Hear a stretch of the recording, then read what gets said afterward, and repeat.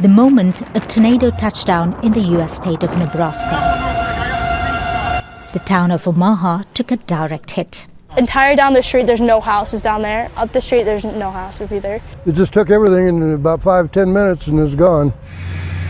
This is what's left of the city's airport after a tornado touched down here. The Epley airfield was temporarily closed. Passengers were moved to storm shelters, and emergency crews took charge. It was one of several reported in at least 5 states on Friday, making it the most active day for tornadoes in the country in more than a year.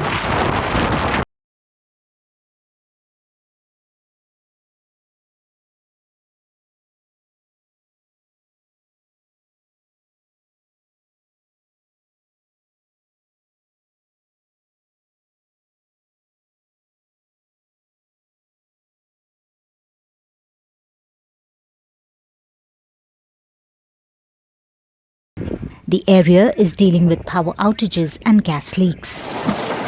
The state of Oklahoma was also affected as twisters tore through miles of farmland, toppled trees, flattened homes and overturned vehicles.